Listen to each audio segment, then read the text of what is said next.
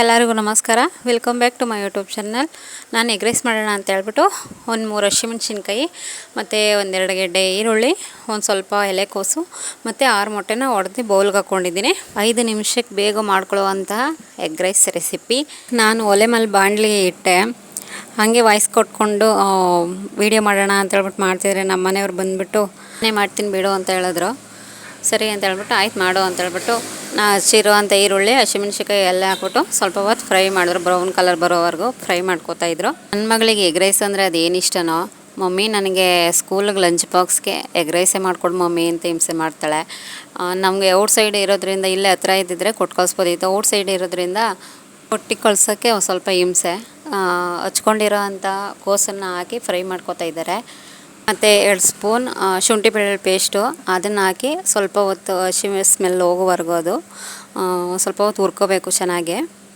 ಇದ್ರ ಜೊತೆಗೆ beans, carrot ಮತ್ತು ಕೊತ್ತಂಬರಿ ಸೊಪ್ಪು ಅದನ್ನೆಲ್ಲ ಹಾಕಿ ಎಗ್ ರೈಸ್ ಮಾಡ್ತಾರೆ.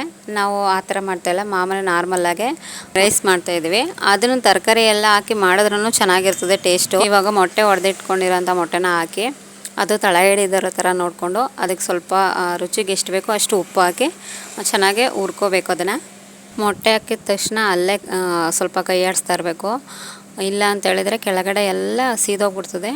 ಅದಕ್ಕೆ ಅಲ್ಲ ಸೀದೋಗ್ದಿರೋ ಥರ ನೋಡಿಕೊಂಡು ಹಾಗೆ ಫ್ರೈ ಮಾಡ್ಕೊತಾ ಇರಬೇಕು. ಮೊಟ್ಟೆ ಹಾಕಿದ ತಕ್ಷಣ ಉರಿನ ಸ್ವಲ್ಪ ಸ್ಲೋ ಫ್ಲೇಮಲ್ಲೇ ಇಟ್ಕೋಬೇಕು.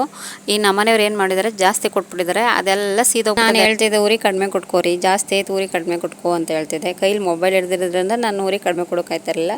ಆಮೇಲೆ ಅವರೇ ಉರಿ ಕಡಿಮೆ ಮಾಡಿಕೊಂಡು ಅದಕ್ಕೆ ಸ್ವಲ್ಪ ಪೆಪ್ಪರ್ ಪೌಡ್ರನ್ನ ಹಾಕಿ ಸ್ವಲ್ಪ ಹೊತ್ತು ಅದನ್ನು ಚೆನ್ನಾಗಿ ಹುರ್ಕೊಂಡ್ರು. ಆಮೇಲೆ ವೈಟ್ ರೈಸ್ನ ಕೂಗಿಸಿಟ್ಟಿದ್ದೆ. ರೈಸ್ ಹಾಕೊಂಡ್ಮೇಲೆ ಸ್ವಲ್ಪ ಸೋಯಾ ಸಾಸು ಮತ್ತು ವೆನಿಗರು, ಸ್ವಲ್ಪ ಗರಂ ಮಸಾಲ ಹಾಕಿ ಚೆನ್ನಾಗಿ ಹುರ್ಕೋಬೇಕು. ನೀಟಾಗಿ ಎಲ್ಲ ಅನ್ನ ವೈಟ್ ರೈಸ್ ಎಲ್ಲ ಮಿಕ್ಸ್ ಆಗಬೇಕು. ವೈಟ್ ರೈಸು ಬಿಸಿ ಇರೋ ಚೆನ್ನಾಗಿರಲ್ದು ಟೇಸ್ಟು. ಯಾಕಂತೇಳಿದ್ರೆ ಬಿಸಿಗೂ ನಾವು ಉರಿಬೇಕಾದ್ರೂ ಅದು ಏನು ಮಾಡ್ತದೆ, ಮುದ್ದೆ ಥರ ಆಗೋಯ್ತದೆ.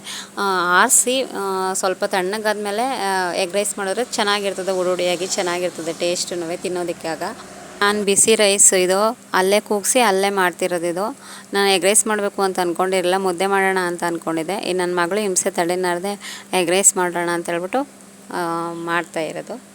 ರೈಸ್ ಜೊತೆಗೆ ತಿನ್ನೋದಕ್ಕೆ ನಮ್ಮ ಮನೆಯವರು ಔಟ್ ಸೈಡಿಂದ ಚಿಕನ್ ಕಬಾಬ್ ತಂದಿದ್ರು. ಅದನ್ನು ಹಾಕಿ ನನ್ನ ಮಗಳಿಗೆ ಹಾಕ್ಕೊಟ್ಟೆ. ಮಮ್ಮಿ ಚೆನ್ನಾಗಿದೆ ಅಂತ ಹೇಳ್ತಿದ್ಲು. ಇದಾಗಿತ್ತು ಎಗ್ ರೈಸ್ ರೆಸಿಪಿ, ನಮ್ಮ ಸಿಂಪಲ್ಲಾಗಿ ಮಾಡಿರೋ ಅಂಥ ಎಗ್ ರೈಸ್ ರೆಸಿಪಿ. ಈ ಎಗ್ ರೈಸ್ ಇಷ್ಟ ಆಗಿರೋ ಲೈಕ್ ಮಾಡಿ, ಮತ್ತು ಹೇಗಿದೆ ಏನು ಅಂತ ಕಮೆಂಟ್ ಬಾಕ್ಸಲ್ಲಿ ಕಾಮೆಂಟ್ ಮಾಡಿ. Thank you.